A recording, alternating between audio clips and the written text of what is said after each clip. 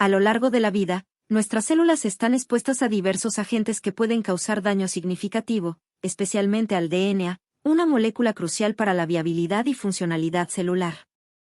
A pesar de estos daños frecuentes, las células tienen la capacidad de responder y autorrepararse en la mayoría de los casos, evitando repercusiones significativas.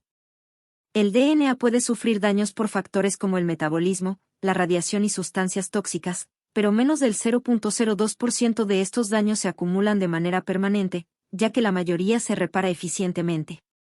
Existen distintos mecanismos de reparación del DNA en las células, que varían según el tipo de daño y los componentes cercanos. Estos mecanismos se dividen en aquellos que actúan cuando hay daño en una sola cadena de DNA y aquellos que intervienen cuando ambas cadenas están dañadas. Aunque algunas lesiones se reparan directamente, la mayoría involucra una serie de eventos en los que participan múltiples proteínas para restaurar la integridad del DNA.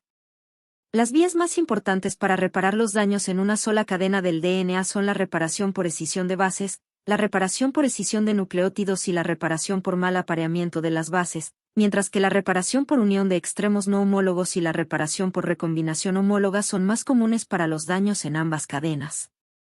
La reparación por escisión de bases elimina nucleótidos dañados en el DNA para prevenir mutaciones por mal apareamiento o ruptura durante la replicación. En este proceso, las DNA glicosilasas reconocen y recortan la base dañada, seguido por la apendonucleasa que realiza un segundo corte entre los azúcares. Esto permite la eliminación y sustitución del nucleótido completo, ya sea individualmente o con otros cercanos, de 2 a 10 nucleótidos. La reparación por escisión de nucleótidos es esencial para corregir daños en el DNA, causados especialmente por la exposición prolongada a la radiación solar. Este tipo de exposición puede generar hasta 100.000 lesiones en el DNA por cada célula en solo una hora bajo el sol intenso. Sin embargo, hay otras fuentes de daño similares. Durante el proceso de NER, se produce una distorsión en la doble cadena del DNA, generando problemas en la expresión y replicación de la información genética. Un complejo enzimático reconoce y corta los azúcares que limitan el daño, una hélice desplaza la región afectada, y un DNA polimerasa repara el hueco al agregar los nucleótidos faltantes. Finalmente, un DNA ligasa une los extremos, asegurando la integridad del DNA. La forma de doble hélice del DNA resulta del apareamiento específico de bases nitrogenadas, adenina con timina y citosina con guanina. Durante la replicación, pueden ocurrir errores, como el mal apareamiento de las bases, G/T o A/C. La reparación por mal apareamiento de las bases es esencial para reconocer y corregir estos errores, evitando así mutaciones en el RNA y las proteínas. En este proceso, un complejo enzimático identifica el daño en el DNA, determina qué cadena reparar y cuál usar como molde. Un grupo de proteínas colabora para mejorar la eficiencia del proceso. El mecanismo detecta cambios en la estructura de la doble cadena del DNA, recorta un fragmento con la base mal apareada en el centro y utiliza una exonucleasa para degradar el fragmento.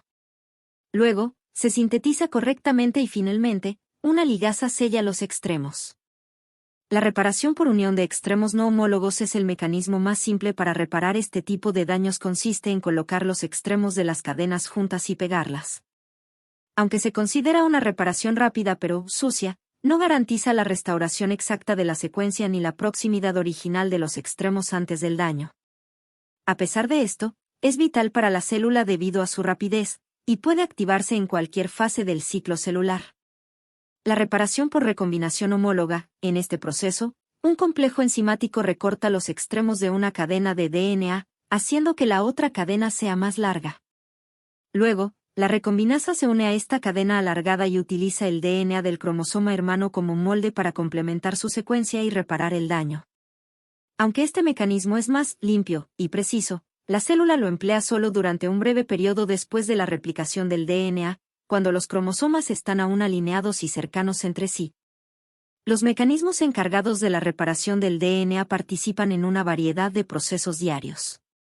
Por lo tanto, las células con defectos en su función son más propensas a sufrir daños irreparables, lo que, a su vez, aumenta la probabilidad de desarrollar enfermedades.